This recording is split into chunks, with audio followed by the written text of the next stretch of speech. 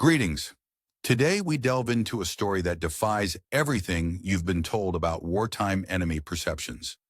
Imagine arriving at Norfolk Naval Base in 1943 and witnessing scenes that challenge Nazi propaganda at every turn. From interracial cooperation to prisoners treated almost like guests, not captives. But what if the prisoners' first impressions weren't the only shocking revelations? Could a nation at war truly display such normalcy amid chaos? Did American soldiers serve alongside African American medical personnel in ways forbidden in Nazi Germany? Were prisoners offered kosher meals and treated with respect that seemed impossible given the enemy's own ideology? And what hidden truths lie behind the images of soldiers casually sharing meals, listening to baseball on the radio, and being transported openly in passenger trains, all while the world believed America's society was torn apart by racial and social strife? Are all these scenes just anomalies, or do they reveal a deeper, more disturbing reality about what the United States truly fought for and how it fought? What secrets did the Norfolk prisoners of war experience that might shake your understanding of wartime morality? In this video, we will uncover the full story, separating myths from facts, and exposing the shocking truths behind the seemingly ordinary scenes of wartime America. The real story begins now, and it's more astonishing than you could imagine. On June the 4th in the year of 1943, the sprawling Norfolk Naval Base in Virginia lay bathed in a gentle morning haze. At the dockside, an officer named Herman Butcher, who had served in the military of his nation and was now a prisoner himself, carefully clutched the railing of a ship as he stepped down the gangplank. His legs felt unsteady, still trembling from the arduous 14-day crossing across the tumultuous Atlantic Ocean. As he moved onto American soil, his eyes took in a scene that starkly defied the constant propaganda from Nazi Germany, a scene that challenged every lie he had been told about this country. What he saw was a tableau of normalcy and cooperation, awash in the morning light. Dock workers, both white and African American, were working side by side with machines and equipment that seemed almost futuristic to him, operating with an ease that implied years of experience and a society far more advanced than he had been led to believe. Women dressed in coveralls steered cranes that lifted heavy loads high into the sky, orchestrating the loading and unloading of ships with precision and calm. Outside the gates, children sold newspapers and refreshments, their innocent chatter filling the air amid the hum of machinery. No one evacuated their post at the sight of the unmistakable uniforms of an enemy army, German soldiers facing the American frontier for the first time in captivity. Herman whispered to the man following him, "Die spin in die American Americana," a mixture of frustration and disbelief. "The Americans are crazy," he murmured beneath his breath, his mind juggling the stark contrast between what he had been told and what he was witnessing firsthand. These were scenes that would later fill the pages of his memoir, written behind barbed wire and published in Germany in the year 1952. In that account, he offered some of the most detailed descriptions of life in America observed by prisoners of war, capturing the essence of a nation on a different footing from what Nazi propaganda portrayed. The Norfolk base itself was enormous, sprawling across roughly 4,300 acres, an area as vast as many small towns. Its docks extended beyond the horizon, the infrastructure bustling with activity. Cranes moved tirelessly, loading and unloading dozens of ships simultaneously. In just a single morning, the port handled a volume of tonnage that exceeded the weekly capacity of Hamburg during peacetime. Yet, it was not the size alone that left such a profound impression on the prisoners. It was the everyday normality they saw. Civilians wandering freely in the vicinity of military installations, vendors openly selling coffee and donuts within sight of formidable warships, almost seeming unaware of the war effort just beyond their reach. The scene unfolded further as a brass band played lively, popular tunes at a nearby rally to promote war bonds, a symbol of American patriotism that stood in stark contrast to the grim realities their homeland faced. On this late spring morning, roughly 2,500 veterans of the Africa Corps stood in formation on American soil, marking a significant moment. They comprised the first sizable group among what would total, by the end of the war, approximately 425,000 German prisoners held in the United States. What they would witness in the months that followed was far from mere abundance and prosperity, which had been the subject of many historic accounts. They would observe something profoundly more disturbing to a military mindset. They would come to see a nation at war that refused to behave like a nation engaged in relentless conflict against its enemies. Here was a society so confident in its strength, so secure in its power, that even its mortal enemies, its prisoners, were treated as guests in a guest house rather than prisoners of war. The customs and behaviors of the American people, strange to the Nazi soldiers, were inexplicable but overpoweringly unsettling to their ideology. These peculiarities, these differences, cemented a reality that in many ways was more damaging to Nazi notions of racial and military supremacy than any battlefield defeat could be. The process of handling prisoners at Norfolk began with what Herman Butcher would later describe in his memoir as an initial encounter that seemed almost impossible within the framework of traditional military doctrine. German military procedures, followed from Poland to France, through Africa, had been systematic and ruthless.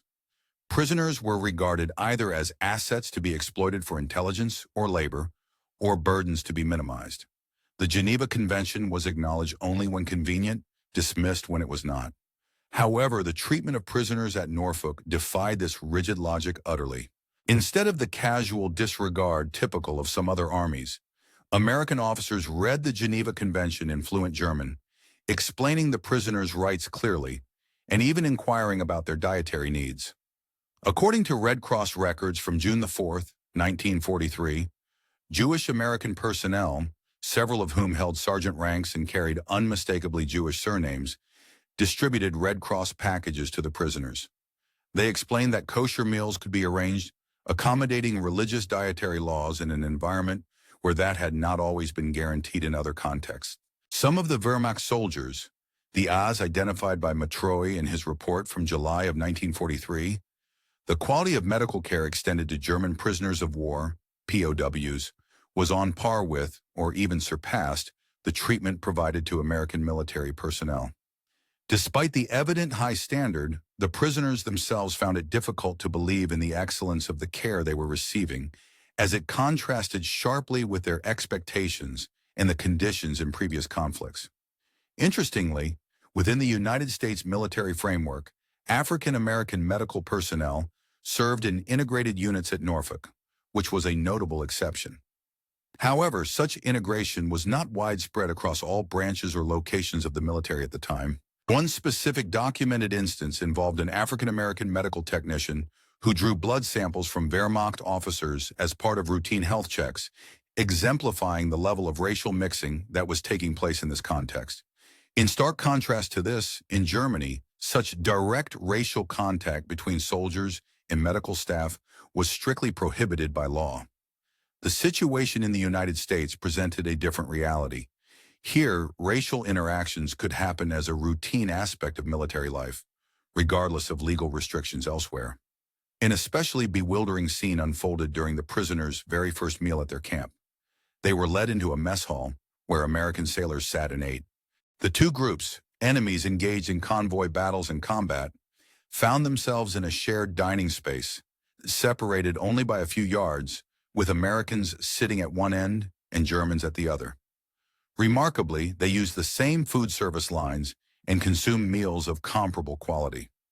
Yet the American personnel appeared largely indifferent to the presence of their enemies. Their attention was more focused on a radio broadcast of a baseball game, showing a sense of normalcy and disinterest in the hostile prisoners nearby. This sense of normalcy persisted during the long journey to interior camps, which lasted for about 3 days by train. Unlike the covert and highly secretive prisoner movements in Germany, where great efforts were made to hide the prisoners' identities and movement, the American authorities adopted a policy of openness. They did not attempt to conceal the prisoners' presence. Instead, they used actual passenger coaches, equipped comfortably with cushioned seats, rather than confining prisoners in freight boxcars. These trains regularly stopped at stations where civilians gathered, their departure and arrival observed by many. At Washington's Union Station, the scene was witnessed by hundreds and was even recorded in the station logs from June of 1943. German prisoners watched as American families saw off soldiers heading to training camps, witnessing heartfelt farewells, wives kissing their husbands in public, children waving flags enthusiastically, and even teenagers sharing milkshakes at the station's restaurant. Thus, the platform hosted a mix of enemies and civilians, separated mainly by windows and guards, yet paradoxically, they shared the same public space without significant security concerns. They merely looked on as the trains departed through industrial zones that, contrary to expected camouflage, boldly displayed their names and functions. The Glen L. Martin aircraft plant in Baltimore, for instance, had parking lots facing the railway, filled with personal automobiles belonging to the workers. Prisoners could see the lined-up B-26 bombers awaiting delivery. There was no apparent effort to hide these operations from view. Instead, industry and military factories functioned openly within plain sight, an indication of a different approach to wartime security. As the train moved through Pennsylvania, it passed coal mines and steel mills that operated on a continuous three-shift schedule. The night sky was perpetually illuminated by the glow of blast furnaces, never extinguished, casting an orange hue across the landscape. Around each industrial complex, housing was scattered, individual homes with gardens, not barracks or communal quarters. Every window radiated light, illuminating the domestic scenes within, while radio antennas and electric wires stretched across the rooftops in a testament to everyday civilian life. At one particularly well-documented stop in Harrisburg, Pennsylvania, verified through railroad records, German officers observed American workers during the shift change. They watched men in work clothes, carrying lunch boxes, wearing leather shoes, manning watches on their wrists, and climbing into personal vehicles after their shifts. According to Butcher's memoir, one worker casually discarded a half-eaten apple and proceeded to pick a fresh one from his lunchbox, an ordinary act that revealed a surprising degree of casualness and abundance amid the wartime economy.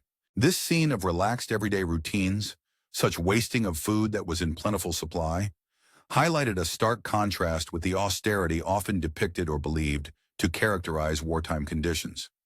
It demonstrated the American industry's openness, the normalcy of civilian life continuing unperturbed, and the juxtaposition of military activity with ordinary domesticity. It was a vivid illustration of how, beneath the pressures of war, the United States maintained a level of transparency and normalcy in parts of its wartime operations, an attitude markedly different from the clandestine nature typical of enemy regimes. During the tumultuous years of the Second World War, an unusual and unexpected story unfolded, one that sharply contrasted the brutal image often associated with wartime captivity. It was the tale of laborers who, rather than succumbing passively to confinement, actively challenged the perceptions of their captors. These prisoners, in fact, managed to astonish the officers who had previously witnessed their fellow soldiers engage in desperate fights over meager rations and scraps of food in the distant and impoverished lands of Africa. Such scenes of chaos and struggle seemed worlds away from what awaited them in the United States.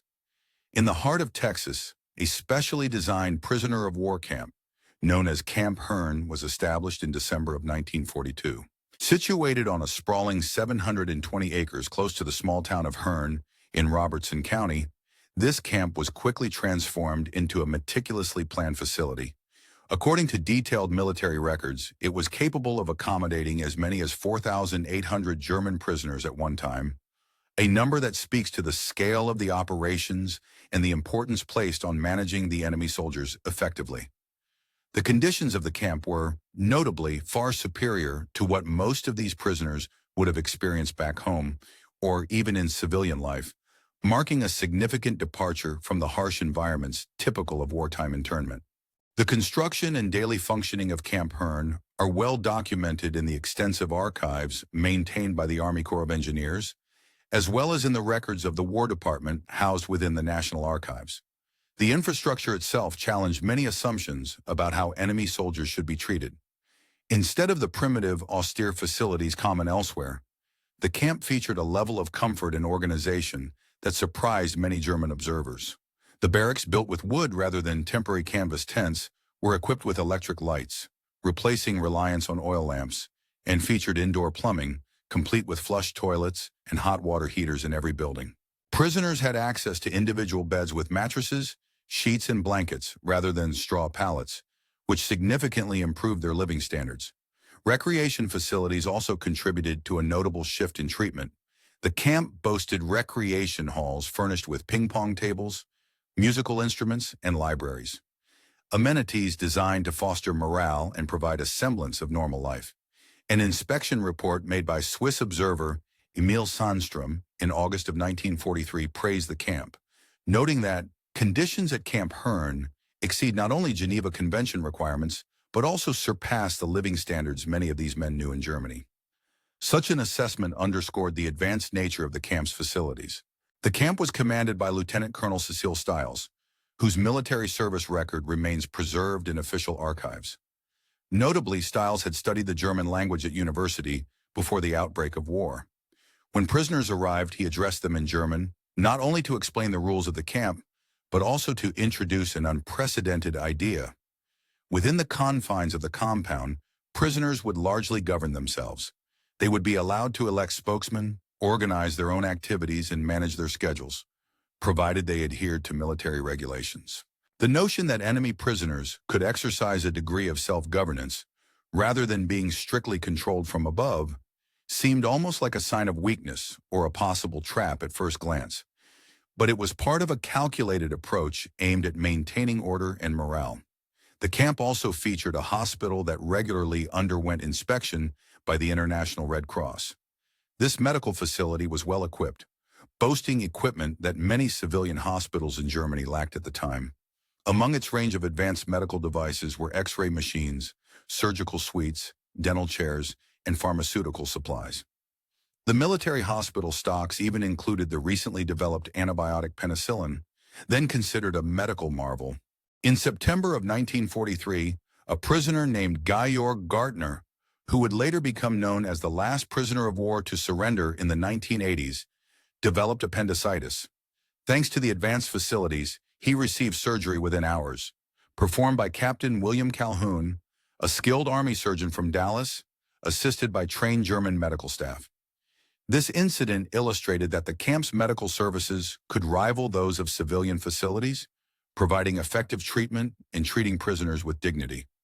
However, an element of the camp's operation that was perhaps even more startling to outsiders was the canteen, an on-site store where prisoners could buy a variety of goods using script earned through voluntary labor. This store sold everyday items such as cigarettes, chocolate, soap, writing materials, musical instruments, and art supplies. The War Department officially authorized these sales, recognizing that small comforts might serve as a means to boost prisoner morale and reduce the risk of escape attempts. This practice, documented in Quartermaster Corps records, reflected a surprisingly progressive view that even enemies, when given some degree of choice and comfort, would remain more content and less prone to rebellion. By September of 1943, the United States faced severe labor shortages across many industries, and prisoners of war became an integral part of the nation's labor force. The war manpower. Near the town of Kingsville in Texas, German prisoners of war found themselves confronting an American agricultural system on a scale that would have been difficult for Europeans to fully comprehend. The vast ranch where these prisoners were held spanned an astonishing 825,000 acres, an enormous expanse greater in size than the entire state of Rhode Island. Official ranch records from the years 1943 through 1945 reveal that German prisoners toiled together with Mexican-American workers known as vaqueros, as well as some African-American ranch hands, all engaged in cultivating and managing cattle. This mixture of racial and ethnic groups working side by side, though seemingly limited in social interactions beyond their labor roles, starkly contradicts the deep-seated racial hierarchies propagated by Nazi ideology. The prisoners, despite being confined and under strict supervision, documented their feelings of amazement when they observed the tremendous advances in mechanization that transformed American agriculture. Letters penned by these Germans, which were subject to military censorship, often expressed astonishment at how a single piece of machinery, such as the combine harvester, could replace dozens of manual laborers. In addition to mechanical innovations, transportation methods on the ranch reflected a level of modernization that was quite advanced for the period. Crops were moved not by traditional horse-drawn wagons, but by trucks, symbolizing a significant leap forward in efficiency. Remarkably, the ranch even made use of small, civilian aircraft to survey cattle herds and identify animals that had strayed, showcasing the integration of aviation technology into rural practices. The ranch's foreman, Richard Clayburgh Jr., regarded the German prisoners more like temporary employees than enemies, as evidenced by employment records that showed how they were treated. Throughout several cotton gins spread across Texas, facilities located in counties such as Taylor, Caldwell, and Waller, prisoners observed processing speeds that far exceeded European standards, indicating an efficient and high-capacity operation. The Hearn Cotton Oil Mill, which employed German prisoners from August of 1943 to December of 1945, processed more cotton in a single day than German textile factories handled in an entire month, revealing startling productivity. Despite this high level of productivity, the work environment was marked by a sense of normalcy and humane treatment. Prisoners took regular breaks, sat down for full lunches, and listened to radios while working, activities that contrasted sharply with traditional ideas of strict discipline associated with wartime captivity. Their positive experience suggested that good treatment could lead to substantial productivity. Moreover, the prisoners quickly discovered that American farmers discussed politics openly and candidly, a stark contrast to the oppressive silence expected in Nazi Germany. Declassified reports from the Federal Bureau of Investigation, made available in the 1970s, reveal that many German prisoners of war were deeply shocked by the ease with which American farmers expressed criticism of President Franklin D. Roosevelt. Prisoners observed farmers freely venting their frustrations about government policies without fearing reprisal or punishment. An illustrative incident took place at a farm near Bryan, Texas, where a farmer, in a dispute over crop allocation, told a Department of Agriculture inspector to go to hell, a blunt expression of disdain that carried no repercussions. Such blatant defiance of authority and open criticism would have been unthinkable under Nazi rule, where dissent could lead to severe consequences. Throughout the state, local newspapers chronicled the interactions between German prisoners and American civilians. Publications like the Hearn Democrat, the Bryan Daily Eagle, and the Temple Daily Telegram published reports and stories describing the prisoners' work details and social exchanges with local residents. These accounts serve as contemporary documentation of social encounters that continued to surprise and sometimes even stun the prisoners themselves and the military personnel overseeing them. By December of 1943, newspaper reports from the Hearn Democrat described instances of prisoners going on supervised Christmas shopping trips, providing a rare glimpse into American youth culture during wartime. On these outings, young Americans gathered at soda fountain counters, boys and girls together without adult supervision. They danced to jukebox tunes, jazz and swing music, which the Nazi regime deemed degenerate and racially inferior music. Yet here it was, embraced and enjoyed openly. Despite the wartime context, these youths dressed fashionably, displaying no sign of militarization of their culture.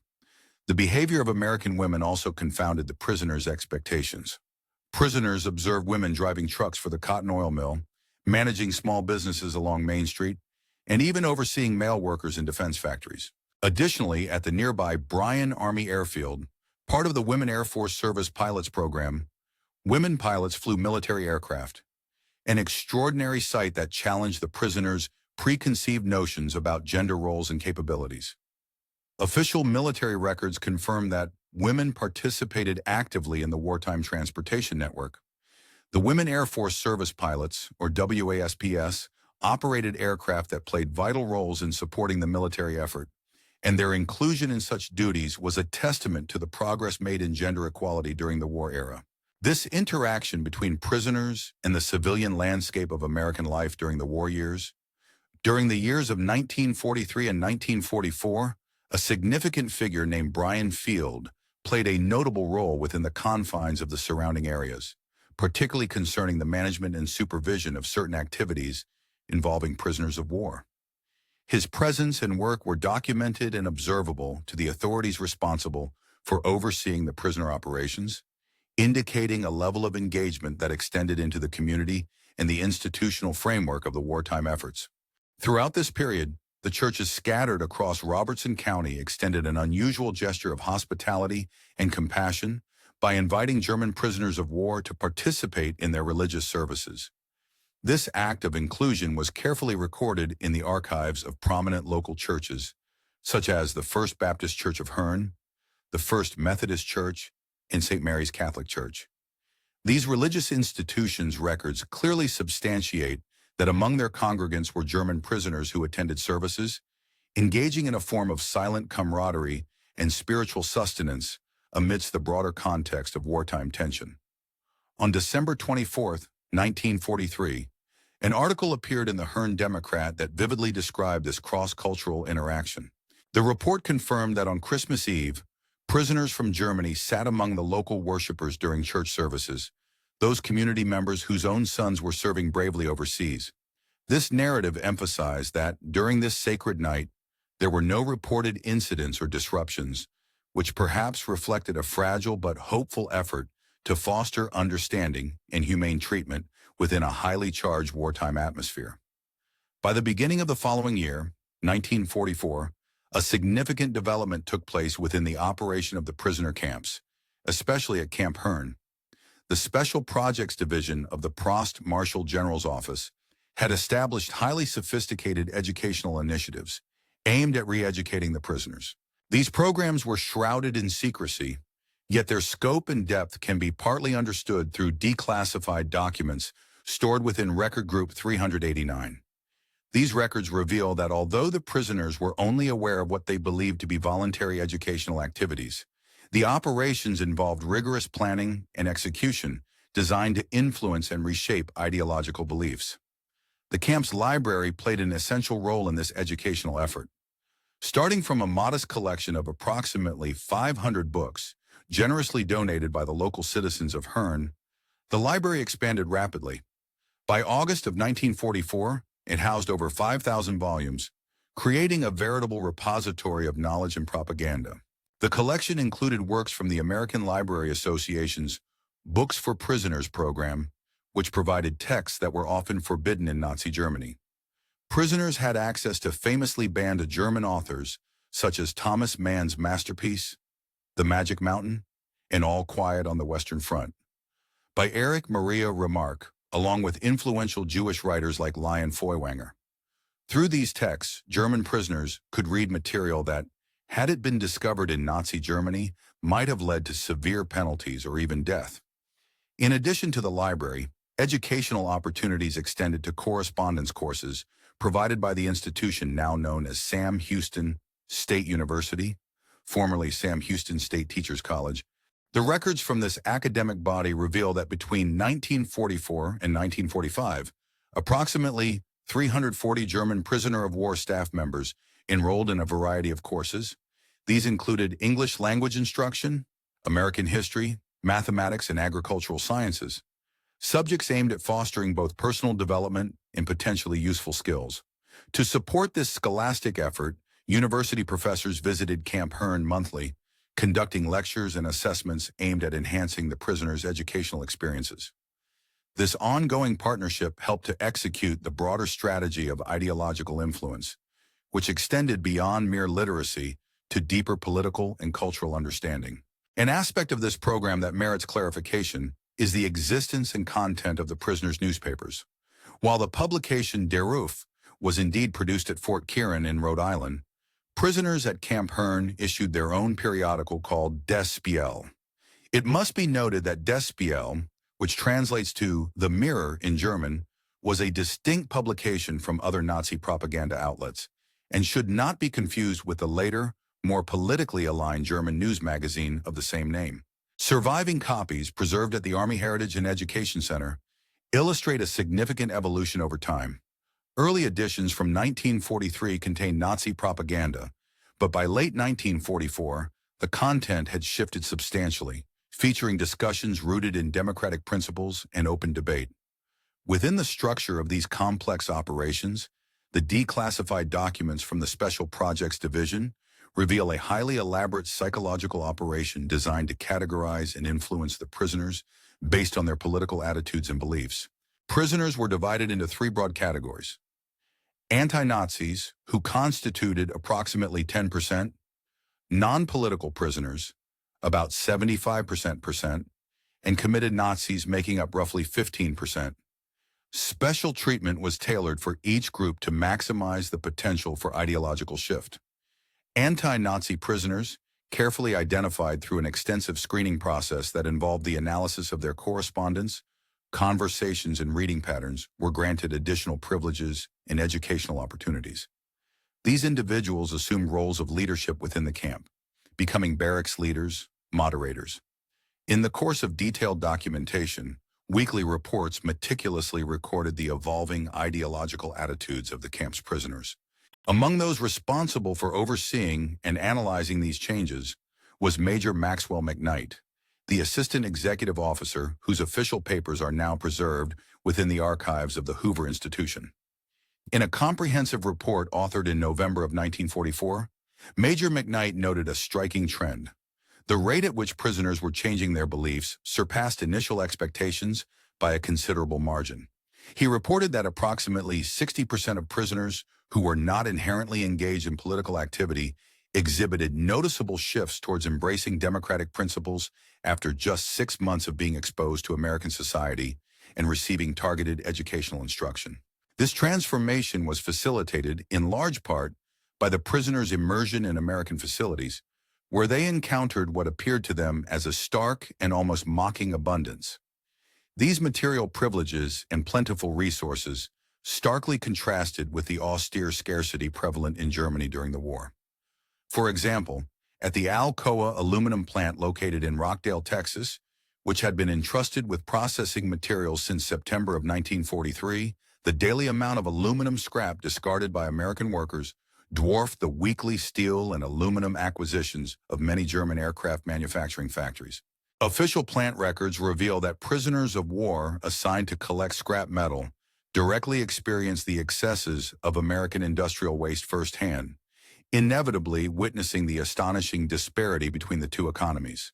The most profound psychological shock for many prisoners, however, stemmed from their encounters in food processing plants, where carefully documented cases illustrate the stark contrast between wartime German shortages and American wastefulness. One notable example involved the Stokely brothers' canary crop in Cameron, Texas, which, according to verified records from Malam County, employed prisoners from nearby Camp Hearn. There, perfectly edible produce such as slightly underripe tomatoes, irregular kernels of corn, and blemished beans, all of which could have been consumed without issue, was nonetheless systematically discarded under trigger-happy standards designed for aesthetic perfection. These actions evoked deep feelings of injustice among the prisoners. A letter from prisoner Corporal Friedrich Müller, preserved within Red Cross archives, expressed the astonishment and dismay at such waste. Today we destroyed hundreds of pounds of fruit because it did not meet canning standards. Fruit that would be considered a treasure in Germany, a source of nourishment and hope, was simply garbage here. In the same correspondence, Müller noted the American supervisor's apologies for wasting the food, not understanding that, for the prisoners, such abundance was an entirely foreign concept, a stark contrast to the hunger and deprivation they endured back home. The Christmas holiday of 1943, in particular, became a remarkable demonstration of how these attitudes and perceptions were challenged and transformed. Extensive documentation exists across local newspapers, Red Cross reports, and military archives, chronicling the community's extraordinary response to the prisoners' needs and morale. The town of Hearn, a small community with a population of roughly 2,000, mobilized comprehensively to ensure that the enemy prisoners received not just physical sustenance, but also a meaningful holiday celebration. In a remarkable departure from typical wartime attitudes, the local citizens and institutions extended their generosity for an event that became an emblem of humanity amid conflict. The local newspaper, the Hearn Democrat, published a detailed account on December 23, 1943, listing the numerous contributions. Churches across the town gathered and contributed a total of approximately 4,800 individual gift packages, all handmade and filled with festive treats and decorations. Local schools crafted personalized cards and handmade ornaments, fostering a sentiment of community contribution and care. Even the American Legion Post No. 164 composed of veterans who had fought in the First World War against Germans, donated cigarettes, candies, and sporting equipment to their current enemies, demonstrating an unexpected gesture of goodwill and reconciliation. The Lions Club, a community service organization, supplied musical instruments that contributed to animated holiday performances, while the Garden Club beautified the camp with sprigs of holly and evergreen boughs, transforming the otherwise stark environment into a festive winter wonderland. The centerpiece of these efforts was the camp's Christmas tree, a colossal 30-foot-tall evergreen standing proudly in the main compound and decorated with an array of electric lights that glowed continuously throughout the festivities. According to quartermaster records, the camp's electrical consumption for holiday decorations surpassed that of most entire German villages, which used power conservatively and sparingly, even during peacetime. Such a spectacular display of illumination and ornamentation would have been utterly inconceivable in wartime Germany, where resource limitations and austerity governed everyday life.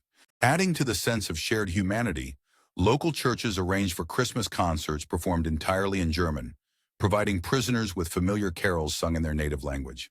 The First Methodist Church Choir, guided by Mrs. Sarah Patterson, whose son was then serving in Italy, learned German Christmas carols by phonetic transcription, ensuring that the prisoners could participate fully and feel emotionally connected to the celebration.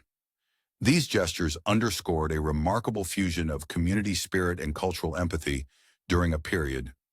During the turbulent era of World War II, a strikingly complex and often contradictory portrait of American society emerged, particularly concerning the interactions between soldiers, prisoners of war, and the broader social fabric. One poignant example involves the psychological struggles faced by American mothers who found themselves singing lullabies to enemy soldiers, whom their own sons were actively battling, highlighting the deep emotional and moral dissonance caused by the war. These instances of internal conflict became emotionally overwhelming for several prisoners, as recorded in detailed reports from guards. The culinary offerings provided to prisoners during this period further reflected a strange mosaic of abundance and deprivation. According to meticulous documentation preserved by quartermasters, the prisoners' Christmas feast menu included a variety of rich, calorie-dense foods. For each man, the menu featured a generous serving of roast turkey, approximately 1 pound per individual, alongside ham, sweet potatoes candied to perfection, vibrant green beans, and hearty cornbread stuffing. Topping off the meal were cranberries and sauce, traditional mince pies, slices of apple pie, and cooling ice cream. Tempered with alcoholic beverages, the feast comprised beer for the enlisted personnel and California wine reserved for officers. Altogether, this feast provided an estimated total of about 5,000 calories per soldier, a nutrient intake far exceeding what most Americans consumed on a daily basis at the time. In stark contrast, the provisions allocated to German civilians when available were significantly more modest, begrudgingly averaging only 1,200 daily calories.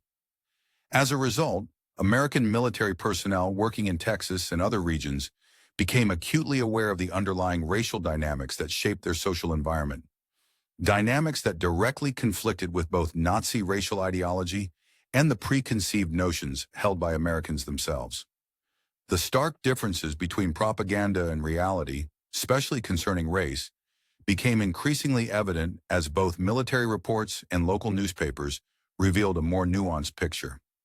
One illustrative example can be observed at Camp Hearn, where soldiers from different racial backgrounds interacted in the course of their duties.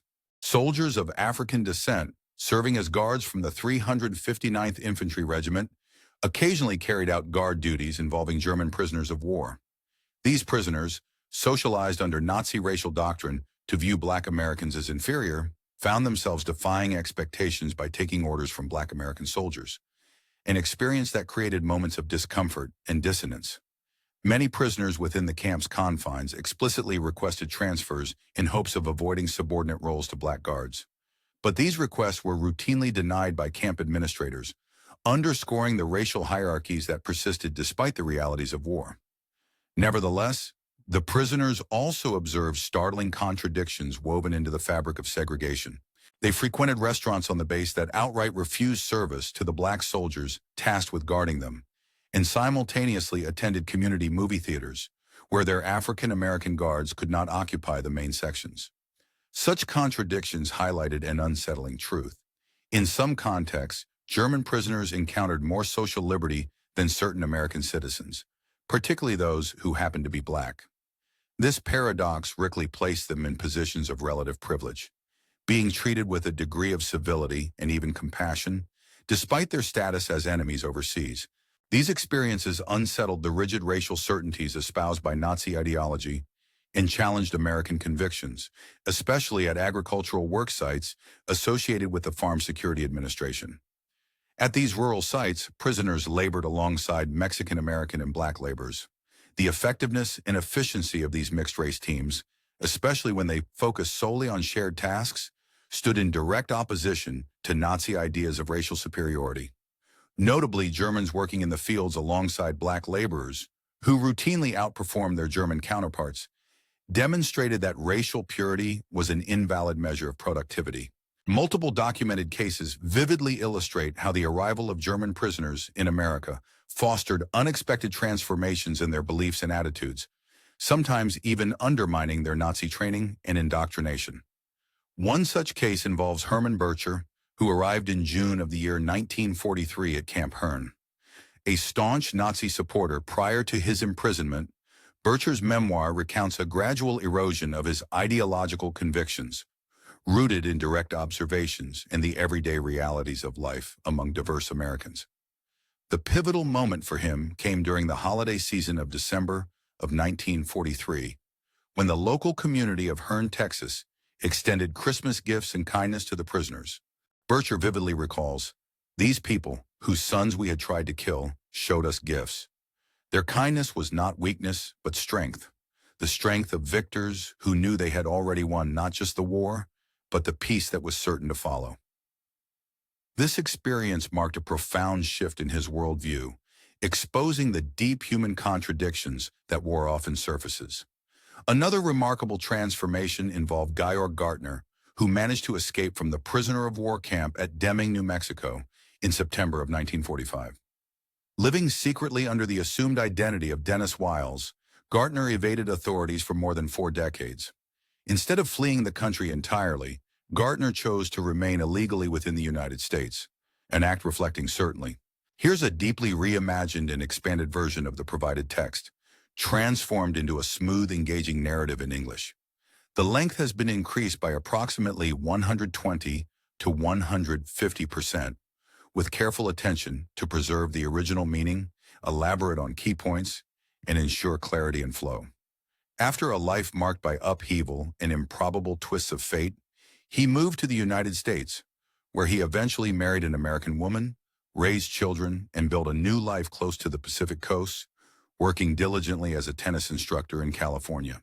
Over the years, he fully immersed himself in American society to such an extent that, by the time he appeared on television in a reflective documentary in the year 1985, it was clear that his sense of identity had shifted profoundly. He had become more American than German in many respects. His transition was so complete that he had effectively outgrown his origins, adopting the language, culture, and customs of his new homeland, and embodying its spirit in everyday life. This extraordinary story, which he recounted in his autobiography titled Hitler's Last Soldier in America, serves as a compelling testament to the transformative power of American society and its ability to reinvent and rehabilitate individuals from even the most troubled backgrounds. It narrates how Reinhold Pell, once a soldier of the Third Reich, fled from the confines of Camp Washington in Illinois during the tumultuous year of 1942-1945, not because he faced mistreatment or abuse there, but because of a restless boredom and a growing curiosity about life beyond the barbed wire fences, a curiosity that ultimately led him to seek a different future in the land of opportunity. According to his memoir, Enemies Are Human, Pell went on to live illegally in the bustling city of Chicago for 7 long years. During this period, he eked out a living by working in various bookstore establishments, carefully concealing his true identity while dreaming of a new beginning. It was only in 1953 that he made the conscious decision to voluntarily surrender to authorities, seeking legal recognition and a fresh start in the country that had become his adopted home. The subsequent investigation by the Federal Bureau of Investigation uncovered a remarkable truth. Pell had committed no legal offenses beyond entering the country illegally. His perseverance paid off later when he received U.S. citizenship in 1959.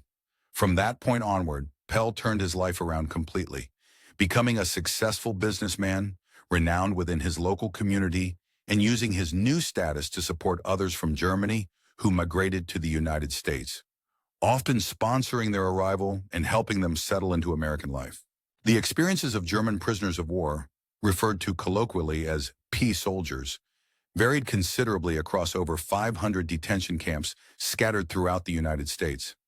Despite the diversity of these camps, some consistent themes and patterns emerged, revealing insights into the multifaceted nature of wartime captivity and rehabilitation.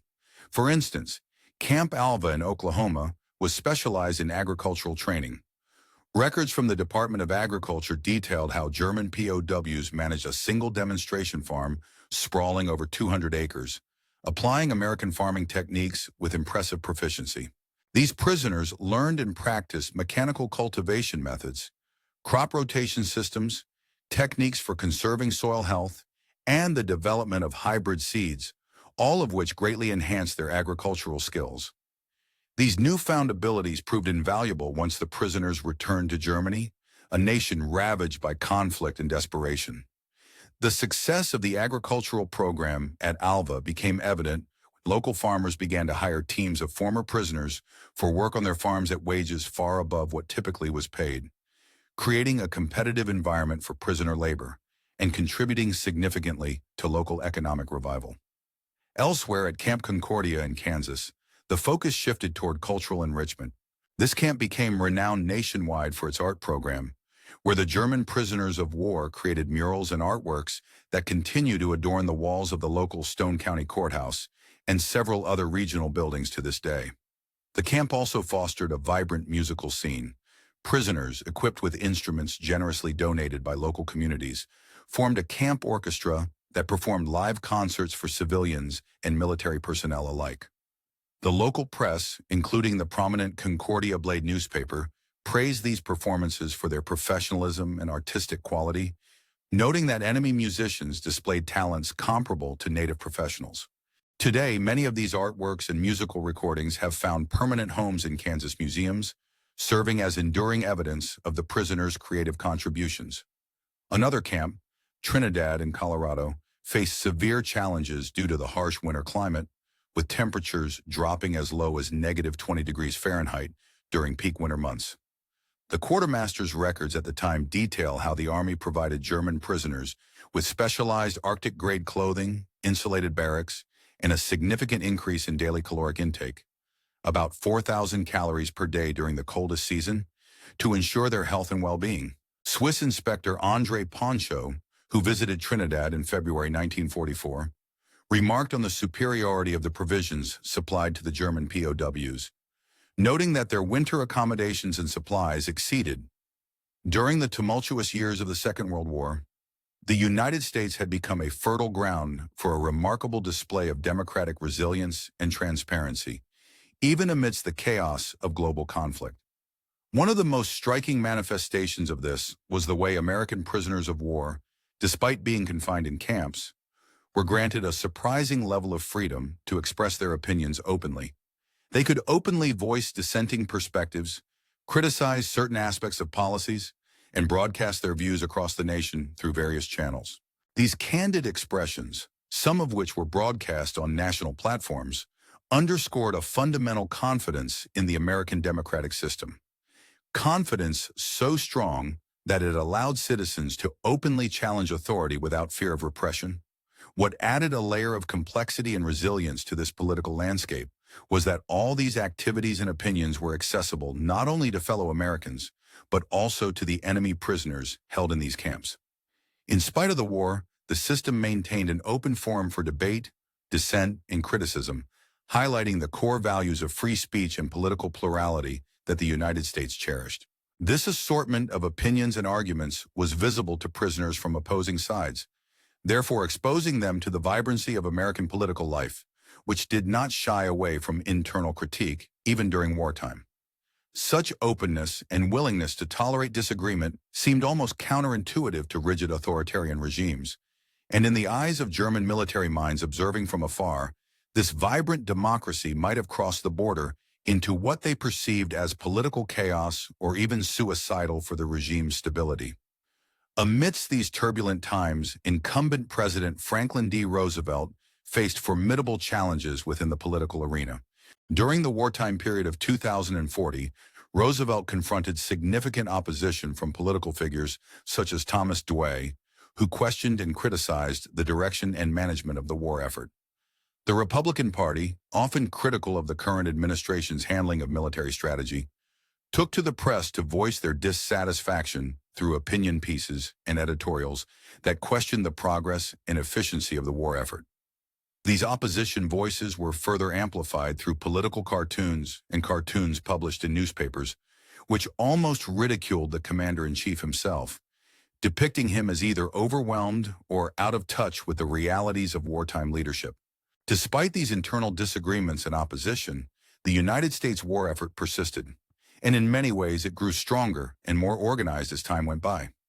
This potent demonstration of democratic tenacity was not only apparent in the ability to sustain open discourse and debate, but also reflected a profound confidence in the strength of American institutions, even when critically challenged. Turning to the broader international context, the impartiality and fairness of the treatment and conditions in American prisoner of war camps were regularly documented and confirmed through inspections by the International Red Cross. These reports, preserved in the archives of the International Committee of the Red Cross in Geneva, consistently awarded American POW camps a status exceeding the minimum requirements stipulated by the Geneva Conventions.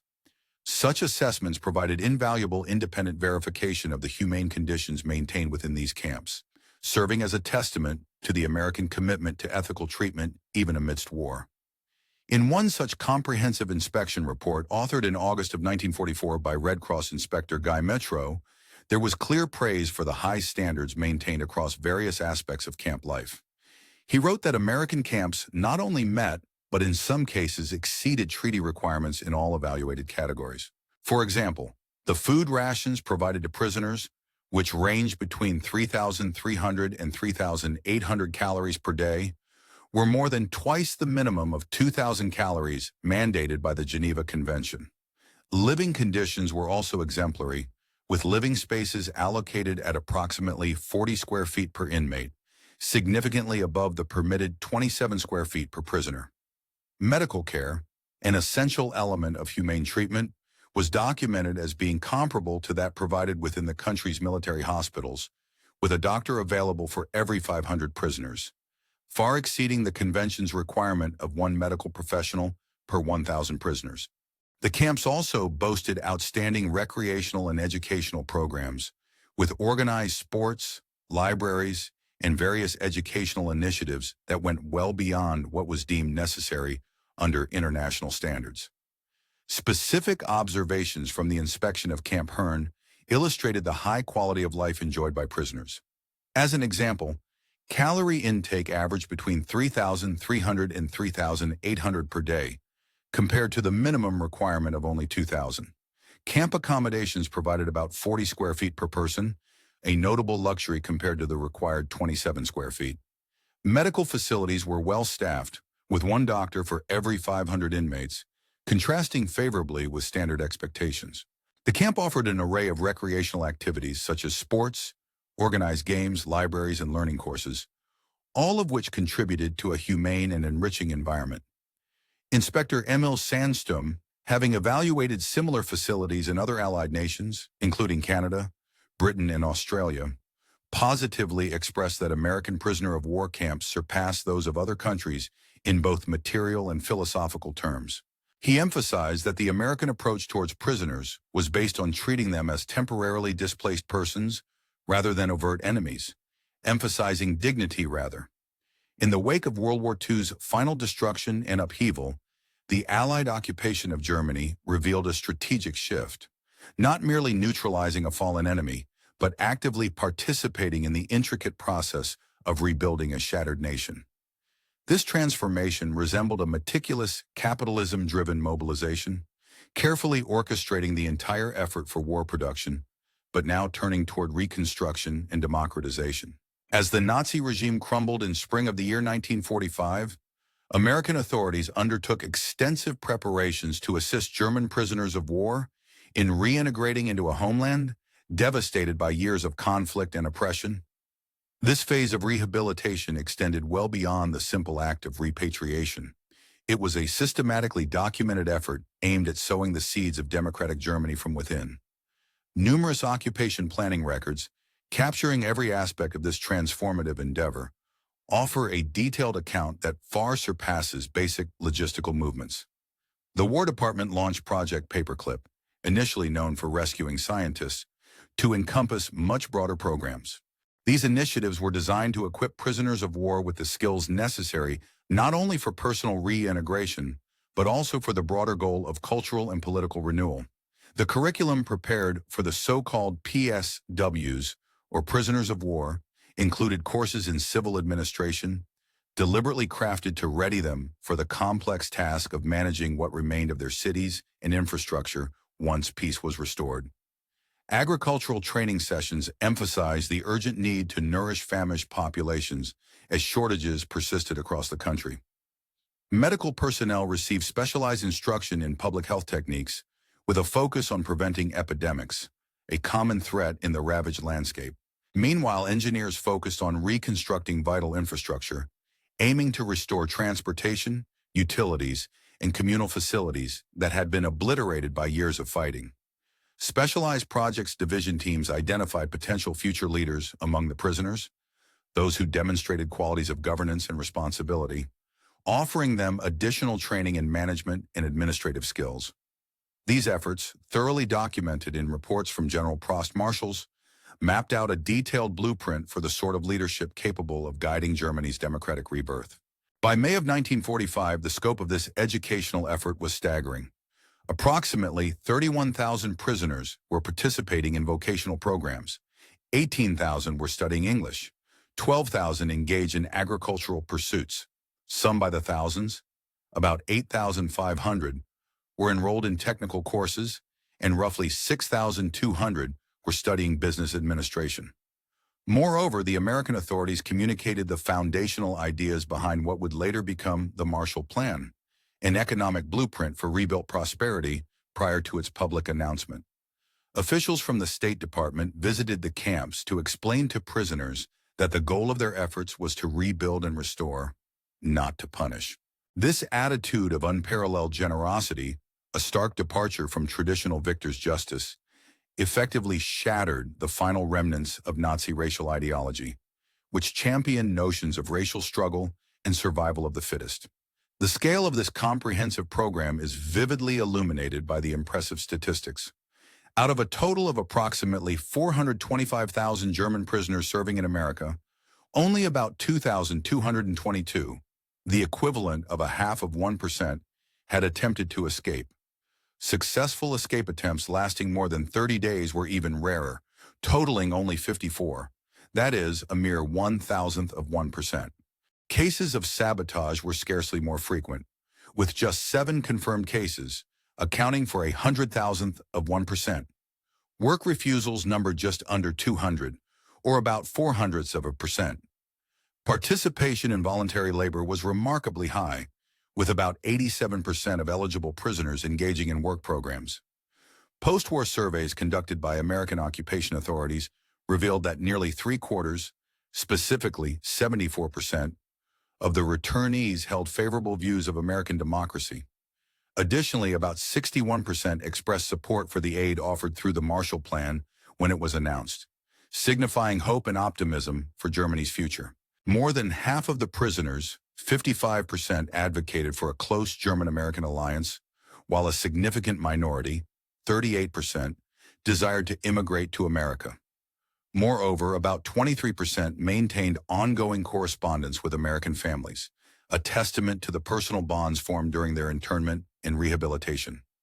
Immigration records from the 1950s show that roughly 5,000 of these former prisoners of war legally immigrated to the United States, starting new lives across the Atlantic. Naturalization data further reveal that a staggering 92% of them acquired American citizenship within the designated time frame, demonstrating rapid integration into their new country. Their success was tangible. In terms of employment, home ownership, and absence of criminal records, their achievements in the United States surpassed those of many other immigrant groups, serving as a clear indicator of their effective adaptation and contribution. The enduring influence of these returning prisoners on West Germany's post-war reconstruction is extensively documented in occupation records and archived German documents alike. Many of them went on to fill prominent positions within the emerging democracy. 48 became members of the Bundestag, Germany's national parliament, while over 300 served as mayors, or the ways in which diverse peoples cooperate have served as a testament to the capacity for profound understanding and transformation across cultural and national boundaries. In viewing the future through a lens of hope and progress, many of us have come to realize that, when given the opportunity, human connection can overcome even the deepest divides. Throughout history, such enduring bonds demonstrate that change is not merely a fleeting phenomenon, but a sustained process of growth, adaptation, and reconciliation. One illustrative example of this enduring power can be seen in the history of Camp Herne, which closed its doors in December of the year 1945. Despite the physical closure of the camp, the links forged there persisted across decades, maintaining a vital thread that continued to weave people together in the shared memory of a complex past. These connections have been carefully preserved and celebrated by the Herne Heritage League, an organization committed to safeguarding the rich archives of correspondence that span approximately 4 decades. Each year, without fail, Christmas cards arrived, conveying warmth, hopes, and ongoing bonds until the very last known prisoner from the camp passed away in the year 2001. These letters serve as more than mere exchanges of holiday cheer. They are living testaments to genuine and sustained change.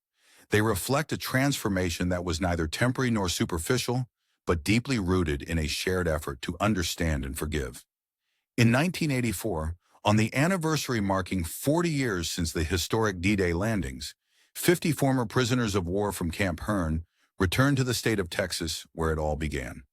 This reunion was prominently covered by the local newspaper, the Herne Democrat, which provided extensive reports on the gathering.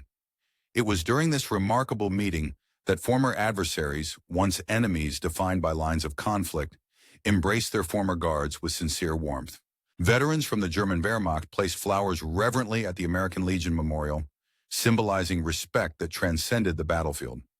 Fritz Zimmermann, speaking on behalf of the assembled group, eloquently captured the essence of what had transpired. "We arrived as enemies," he declared, "believing in racial superiority and destiny shaped by our nation's ambitions. Yet we departed as friends, understanding that the chaos inherent in democracy is, in truth, its greatest strength. An intricate fabric woven from embracing diversity, which ultimately builds rather than divides society." This sentiment underlines a vital truth. The Germans who spent time as prisoners of war in America bore witness to a system vastly different from the totalitarian regime they had known. Their experiences have been extensively studied and chronicled, with key academic works shedding light on various aspects of this social and political metamorphosis.